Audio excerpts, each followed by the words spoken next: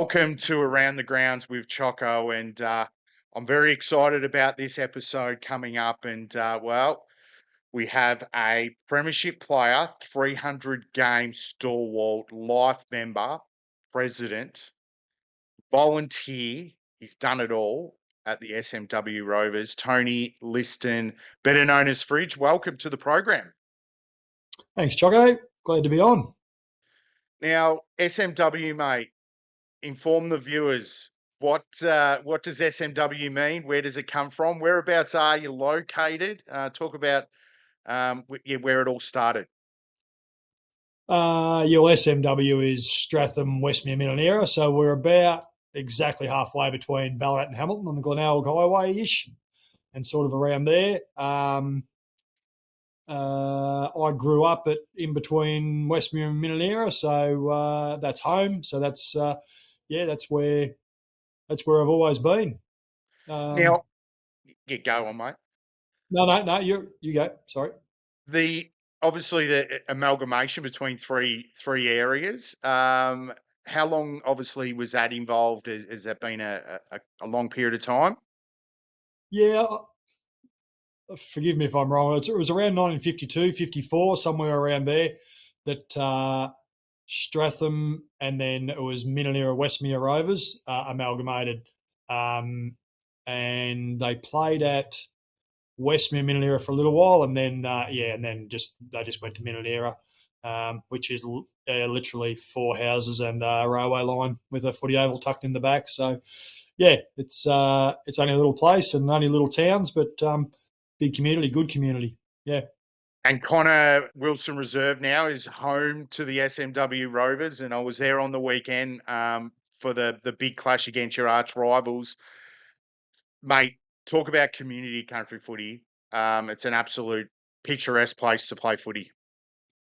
Yeah, it is, Chocco. It's as I said just before, we're sort of tucked in the middle of nowhere. We're a long way from any major towns. We know we're a good hour away from Ballarat and probably 40 minutes away from Ararat. Beautiful little oval. Oh, it's not a little oval. It's a pretty big oval. Community does well. The volunteers do well to look after it, and we've got a great asset, and it's a great place to play footy. And once people come out, they generally stay for a little while. Every now and then, you lose one pretty quickly, but most people that come out stay for a good 3, 4, 5 years. Yeah. And why is that, Fridge? Like, why is it that this small football club, who is the heartbeat of the community, why is it that it's so a great place to play footy, netball, and be involved? Oh, well, I hope it's because we're welcoming. We don't beat around the bush too much. We welcome everyone. We don't expect that everybody loves everybody, and we just expect that you play footy together. And we're happy to support people that come out in any way we can. We'll support. We'll support parents. We'll support whoever, girlfriends, wives, kids. Whatever we need to do, to make it easier for someone to come out and play footy and netball, we'll do. So hopefully that's why people come out, and that's why they stay. Yeah. Well, let's talk footy. Let's talk your footy career, but let's talk family as well. But probably all started with your grandfather back in the day. Yeah, well, Tom was a premiership player at Tom Liston, was a premiership player at Carranballac in 36, I think they won. He was also a league medalist. Little bit of contention there, but he's got the trophy to say that he won it. So, Tom, Dad never played footy. He's always been involved. Mum never played netball or basketball back then at Minnera. She came from way up north. So and then myself and Jock and Sean and Jane, my sister, and Jock and Sean are my two brothers, and then Loz, my wife. We've all played there. Chocco, I've played a game with Chocco at Minnera. And now, we're into the next phase. We've got Loz and I got the three kids there playing, James, Tom and Chelsea, and now we've also got Chocco and Jane's boy Ollie, he's come out to play footy with us this year as well, which is fantastic. So yeah, so that's probably that's the lineage, I suppose, Chocco. Yeah. Yeah. And let's go back. You spoke about your farm not far from the footy oval. Yep. Juniors. What was juniors like back then, and how did you get involved in the footy club? Who actually got you down there playing? Well, I actually don't know who got us there. I do remember turning up to my first training session. I would have been, I reckon I was 11, maybe 12, and training and saying, when will I get my first game? And the coach, who's a fantastic fella and a absolute club legend in Phil Meek, said, "I'll maybe come back in a couple of years when you're a bit bigger." So I think, and Mum will correct me here, but I think that's what I did. I came back a couple of years later, so I was probably a bit of a late starter into junior footy. I probably didn't start until 12 or 13. And then had some good coaches: Rog Flanner, Phil and Ian Meek. They were they taught you to kick both feet, how to pick the footy up, doing the aeroplane. Like that's how far back we're going. Then Rog Flanner was a great coach. He's a good motivator and made sure you knew the basics of footy. So we were under 16s then, so nothing else. We only had the under 16s. So played the under 16s and then up into reserves and senior footy after that. Yeah. Now, reserves and senior footy, mate, and I think I read this, that combined between the three brothers, you've played over 900 plus senior games. Yourself and Jock are 300 gamers. Sean's probably in the mid Yep. 200s. That's probably unheard of a lot in country footy, mate. But what was it like playing with your three brothers? And you played a lot of footy together, but what was it like?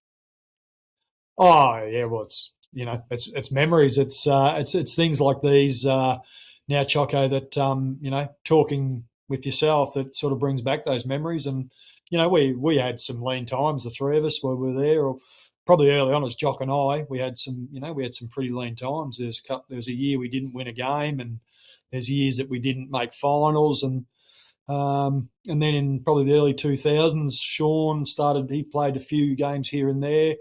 Um, and then and Jock and I played in the premiership in 03, and then the three of us played in the premiership in 04, which is, that's pretty special doing that, playing with your two brothers and winning the premiership. But, we're probably all completely different footballers in a way. Jock was, he was sort of a main centre-half back, and I was probably just a bit of a plotter around the back line. I just filled a hole where I need to. Sean was probably more of a forward. That definitely could play back. We got tarred a bit with the brush, but we all had our different strengths, and I loved it. I loved it. I've had the opportunity, as I said before, Chocco, to play with you, and that was one of the highlights, was playing with. I think we all played that day, didn't we? There's four of us, yeah. So that was, that's a big highlight. Playing with my two boys and Chelsea on one day, that was unreal. I met Loz there, so that I better say that she's she allowed me to do a lot with my footy, so and looked after the kids when we had them young, so that was great. But yeah, I've sort of rambled a bit there, but getting back to playing with your brothers, it's and Jane was there playing netball, so they're special times. You jump in a car on a Saturday morning and off you go, and you chat all the way, and then play a game of footy, and then jump in the car and drive home and talking about footy again. And it was a special times, Chocco. I loved it. Loved every minute of it. Yeah, you mentioned you're a bit of a backman, and I think you undersold yourself a little bit, because from all reports, you and Jock were tough opponents to play against. Was playing back your number one position that you kind of grew up playing, and who were the players that you kind of looked up to as a junior? Yeah, well, I think if my memory, I was talking to a couple of guys on the weekend about this. I think in juniors, I probably played a little bit forward, sort of a centre half forward area. But then when I finished under 16s, went and played probably a little bit of reserves before I got into seniors. And I then had two blokes that were, they they taught me everything that there was to know about playing backline. I'm not sure why I got set back there. Maybe that was the coach at the time. That's what he thought that was my best place. So, but Robbie Osborne and Marcus Davidson, or Harry Davidson, as he's known or was known, he passed away a few years ago now. Like they taught me everything there was to know about being a backman, and pretty much. I think it was Harry said to me one day, it's the easiest place on the ground to play is back, because everything's in front of you. You see the ball coming.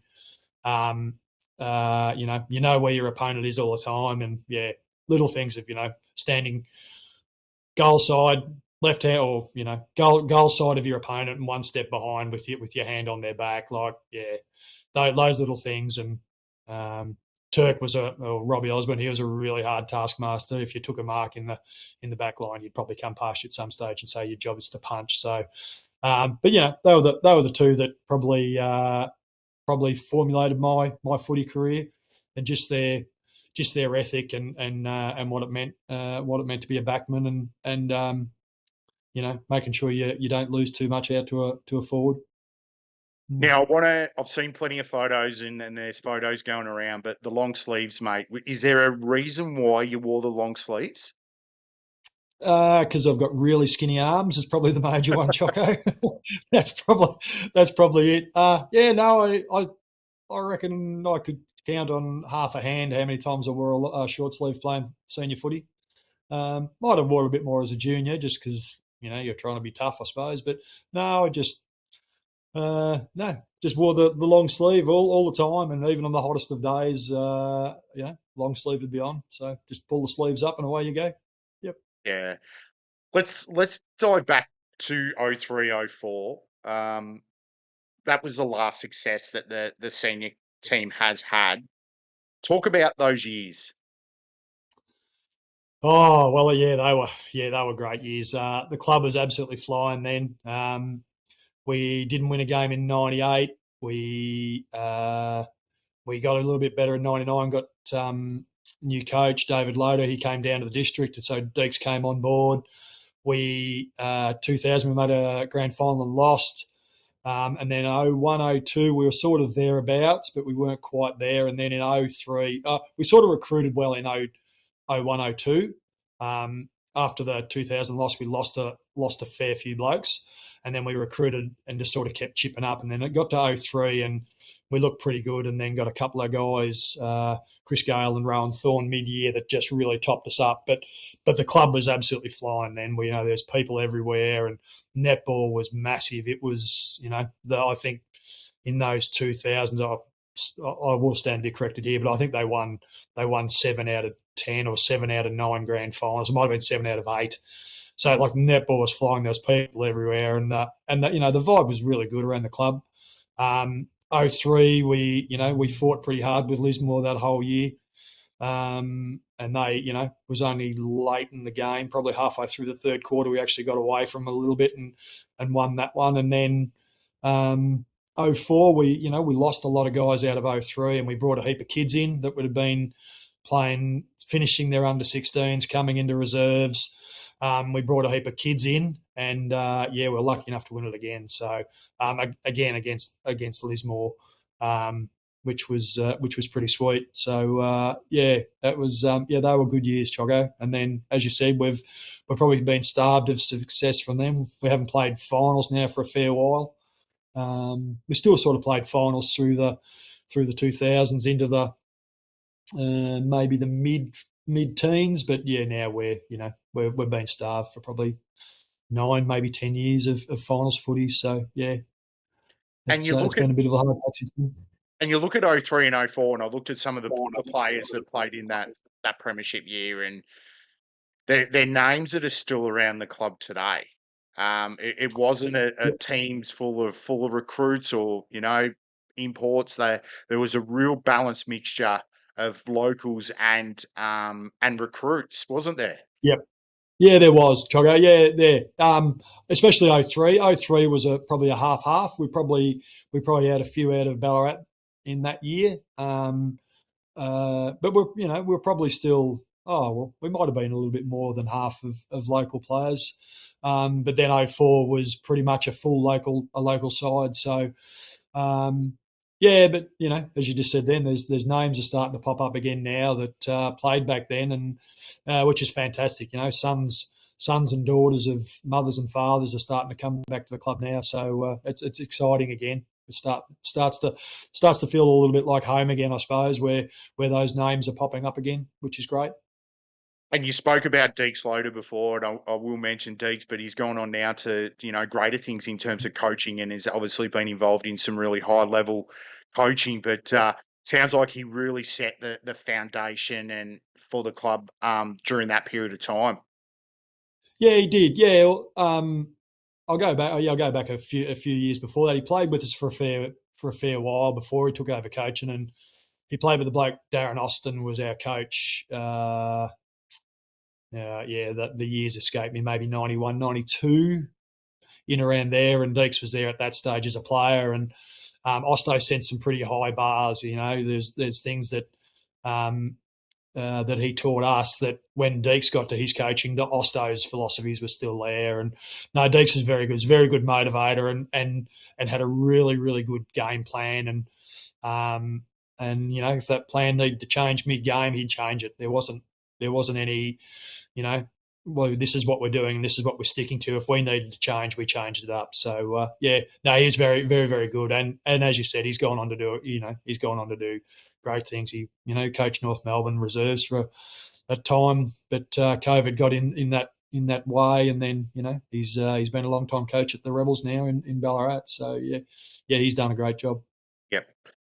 The next generation, we spoke about this briefly, but you talk about the next wave of players. I think you mentioned a few weeks ago that half the list that ran out there in the senior side all had a connection to the club. How important is that going forward that you can retain those players and keep those names involved in the community? Oh yeah, well, it's special. We took a photo. We played Glen Dunkeld 5 6 weeks ago, and took a photo. And I think there was seven in the senior side, and then there's probably three that didn't play that day that were all sons of or of fathers and mothers that had played at the club. So that was a really special day for us. We didn't come away with that great. It was a terrible day down at Dunkeld, but it's a bright future for us. We believe as a committee and executive. We think it's bright. We love having these names back. The Harwoods and the Meeks and Phillips, who was his mum was a Wakeling, and it's great. And Ned Nash came back and played a game. His dad is a premiership player with us. Gavy's a premiership player with us in 03. So, it's bright. And even in the netball, there's names starting to pop back up now that with netball that it looks bright. We just got to retain what we got and keep kicking on. That's all we've got to do. That's there's still blokes of my vintage that want their sons to play or daughters to play there. So we've got to keep kicking on until that can happen. And you mentioned the family name Meek. And for the viewers and listeners, they might be aware of Lloyd Meek, whose family is entrenched in the district. Lloyd started his footy career. Did you think he'd go on to bigger and better things at 15 when he ran out in the ones out there? Yeah, I don't know. He had something. Like when he played, as you just said, he was 15 when he played his first senior game for us, and Reece Carr was coaching, and it was. Yeah, I don't know. He had something. There was something about him. I don't know. He was just a skinny kid then, but he's tall. He had ability. So yeah, I suppose we always thought that maybe I don't know, maybe VFL, maybe not AFL. But look, he's done the hard work. He got into town and got into Ballarat after he left us, and he did everything he possibly could to get himself into a spot where he could get drafted, and kudos to him. He did it, and he's playing great footy. It's he said he started his career at Fremantle and now doing an awesome job at Hawthorn, and yeah, we love it. He was back last year for us for a morning, and kids loved seeing him there, and hopefully we can see a bit more of him as his career progresses. Do you think he'll pull her on the Rovers jumper? Do you reckon he'll finish it off there? He tells us he'd love to play footy for us again. So we're hopeful. But I don't want to see him for another 5 or 7 years. Really, ultimately, you want him to keep playing AFL footy, and if that ends and the calling's there, we'll definitely make the phone call. We'll definitely make the phone call to say come back and play with us, but. Who knows? Yep. He would love to, and we'd love to have him back. So, yep. Let's talk about your kids, mate. And you spoke about the two boys playing there and Chelsea's playing there, but there's a photo that I've seen of you holding the twins at when receiving that 2004 medallion, I think, or 2003. I'm not which sure, but No, three. three. Yep. And you got the twins there. I think they were just born. What's it Yeah. like Yep. as a father now and watching them, wear the colours, put their time and effort back into the club and really take that next legacy that you've created and now create their own for the future? Oh, mate, that's awesome. This is why we stick around, isn't it? This is why we try and keep it going, is so that hopefully the generations can keep coming. And at the time we didn't have juniors here, so the boys played juniors here in Ballarat. Chelsea didn't really like the Ballarat netball scene, so she's always sort of played out there. She played under 13s and is now coming through to the C grade. The boys.